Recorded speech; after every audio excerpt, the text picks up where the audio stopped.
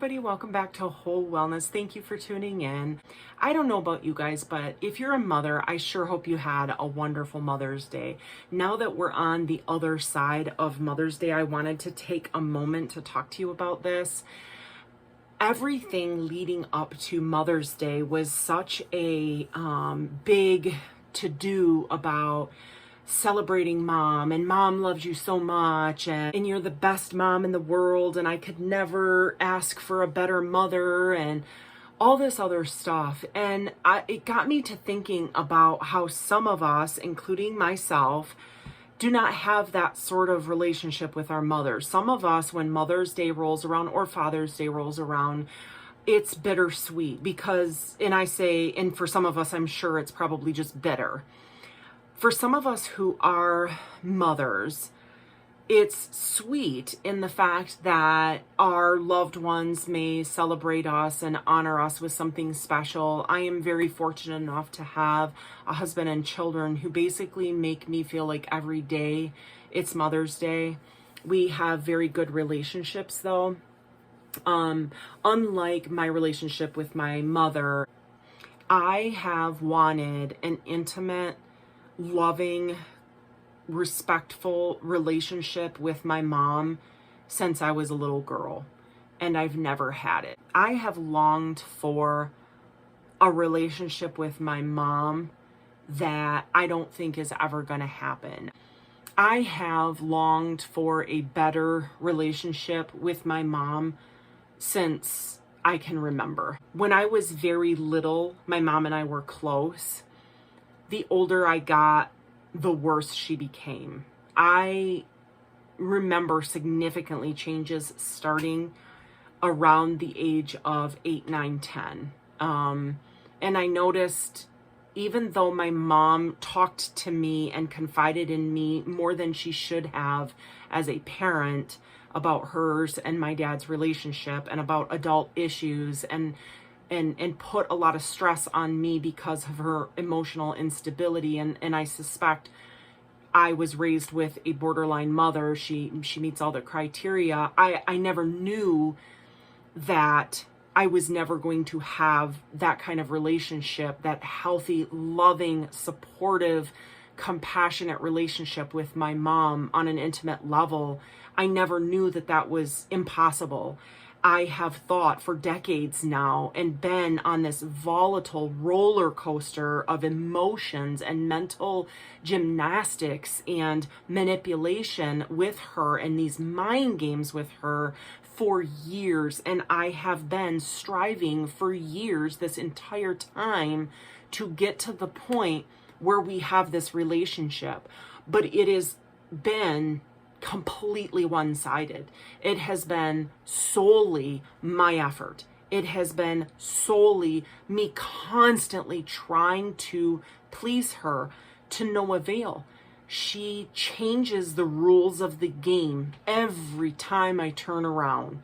She challenges me and gets upset and gets jealous and doesn't honor my personal boundaries and doesn't respect my family, and she doesn't behave in a manner that's respectful of me or honoring of me or loving of me. She behaves in a way that I, as a mother myself, cannot comprehend or relate to.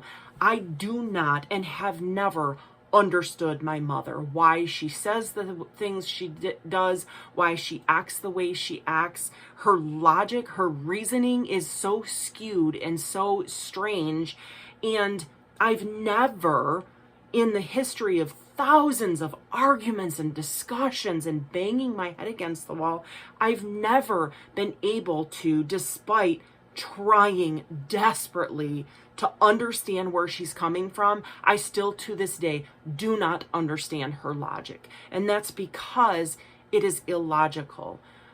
I've never known that until I started to get healthy though. So every Mother's Day rolls around and it's bittersweet for me, because I have a family, a husband and children that I have good relationships with, and I try to be and want to be healthy. And I'm very open with them about the ways in which I'm unhealthy and that I do strive to be better and do better, especially as a mother.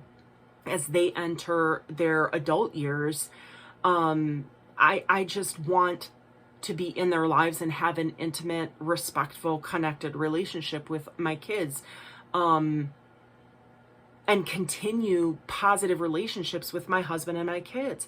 I don't want our futures to be broken and fractured and full of heartache and anger and resentment and bitterness. That's not what I want for our future as a family. And that is exactly the situation in my family of origin right now. So Mother's Day comes around, and even though it's sweet for me as a mother, it's bitter, it's horrible, it's hurtful, it's absolutely heartbreaking to experience and be reminded of all the rest of the world that has beautiful, wonderful, loving, caring mothers, some that are not even physically on this earth anymore, that their children absolutely ache to just have one more day with their mother. Meanwhile, my mother and your mother perhaps may physically still be on this earth, and yet you want nothing to do with her. You're scared of her. She hurts you, and you can't reach out to her, and you can't celebrate Mother's Day with her. You can't honor her, because if you do, she's gonna hurt you. And that makes Mother's Day a very, very difficult holiday to celebrate.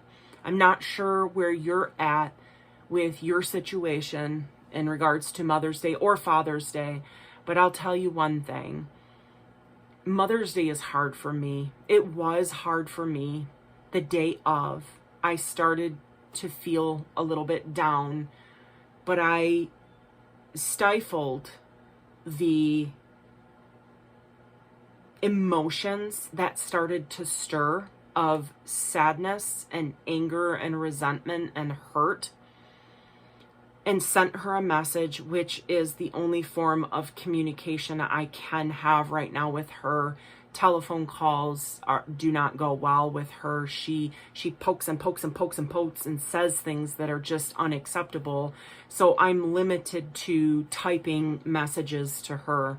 And I sent her a message like at 11 a.m. on Mother's Day, on Sunday of Mother's Day, and said, good morning, happy Mother's Day, I love you. And I sent her a couple heart emojis and some flowers or something like that. And she got the message. I can see when it's the message is delivered or opened or whatever. She got the message, and she never responded. So it's several days later, and my mother not only did not respond to my wishing her a happy Mother's Day, she also did not wish me a happy Mother's Day. And that's pathetic. Really, it is. It's sad. My mom is ill, though. Not that it's an excuse, but it's an explanation. And that helps me to not be as hurt, because before my dad died, I grieved the loss of the relationship I would never have with him, but I was able to forgive him. I had not gotten to the point where I was able to move on with a relationship with him because his health just failed very rapidly, but I was at peace when he passed away. Lots of unanswered questions still. But as far as my mom goes, I am still in the process of grieving the relationship that we will never have, because she is not just who she is. She's also very antagonistic. She's very vocal and very aggressive about any contact that she has with you is going to be abusive. I've realized that it does not matter what kind of conversation or engagement that she and I have. She is going to be verbally abusive or manipulative or degrading or disrespectful or condescending or something, mind games or trickery, or it's hard to explain. Well, if it was just me that was at stake here, it'd be probably a little different bit of a different story for me. But I see the way she treats my husband and the way she treats my kids, and I can't stand that. I cannot stand the way she uses them and manipulates them. And I want no part of that. I don't want them to have to deal with the psychotic nature of her actions and her words. She is just very ill. Though I've never said those words to her, I have tried numerous times over the last couple of years that I've sought distance from her. I've sought trying to explain to her, because she has asked me, she has hounded me. What's wrong? What's wrong? What's wrong? Why don't you talk to me anymore? What's happened? You know, and every time I try to calmly have a conversation with her, it blows up. She just loses her mind. She blames me for things that I didn't say. She twists my words around. It just winds up being an absolute circus. And she talks in circles. And I can say, I don't talk to you because you hurt my feelings when you talk to me. And she'll turn it around and say, but I talk to you in the same way you talk to me. You hurt my feelings too. And then I think, well, when did I hurt your feelings? Well, you hurt my feelings when you say that I hurt your feelings. And it's like, wait, what? That's the kind of talk that she does. She does this circle talk, this trickery talk where you're like, what? Where it's always turned around on you, where you are left feeling like this big, like you've done something terribly wrong. And that's the way it's been my whole life. Like, it's been a torment of me trying to figure out how to have a relationship with her, or how to make her happy, because it seems like no matter what I do, she's not happy. And that's the whole point I had to get to in therapy, is realizing that there is nothing that's going to make my mom happy. It doesn't matter what I do. It doesn't matter what I say. My mom is going to constantly change the rules of the game to make herself feel better about whatever's going on inside her, because she's injured. She has her own trauma from her past that she refuses to get help for. And that's when we come to the point of the current day, where every single time I find myself starting to get sad about the fact that my mom and I can't have a relationship, I go back to the simple fact that even though I've tried to explain it to her, I've also tried to tell her that she needs to get help, not for me, but for herself, and she refuses to get help. And what do we always talk about on this channel? You can't help those who are unwilling to help themselves. If you are telling someone that what they're doing is unhealthy, if you're telling someone that you want a relationship with them, but things are not good and you don't understand why, and you think that a professional's input would be helpful, and they say, heck no, they say that's ridiculous, they're not crazy, and they absolutely mock and put down and condemn professional help for whatever's going on in the relationship, that's a huge red flag. And I know we use that phrase, we probably overuse that phrase, red flag, but it's true in this case. It absolutely is true. When someone is unwilling to work on themselves, or to try to understand from an impartial third-party professional where they might be getting their relationships wrong and why, if they're unwilling to do that, if they're unwilling to do the exploration, what are we going to do about it? There is nothing we can do. So yeah, I've spent a great deal of time grieving the loss of my mother already, even though she's physically still on this earth.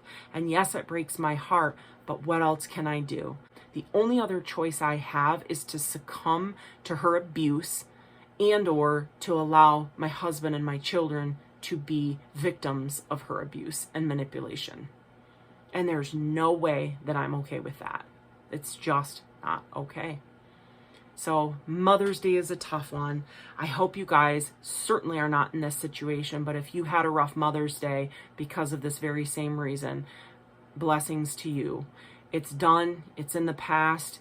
But if you're in this situation with your father, you got one more hump to get over in about a month. Father's Day is coming up. And this will be my first Father's Day without my dad. As you know, he passed away in January, but I think it's going to be okay. I think it's going to be okay. Like I said, I grieved for him for a long time before he actually physically passed. I know when my mom passes, it's probably going to hit me a lot harder, because there was a time when my mom and I were close, and there have been times when our relationship I thought was good, but it was always temporary. It was always fleeting. And then there would be the hurt and the heartache again. And she always had that fear of abandonment riding her shoulder, being the monkey on her back. And so she took that out on me, which does set me apart in my family and amongst my siblings. She parentified me, whereas I don't know if or to what extent she parentified any of the other kids in my family. But for some reason, because I was her first girl, the oldest girl, I was supposedly the apple of my dad's eye. I think my mom was jealous of any affection or attention that my dad showed anybody else, any other female.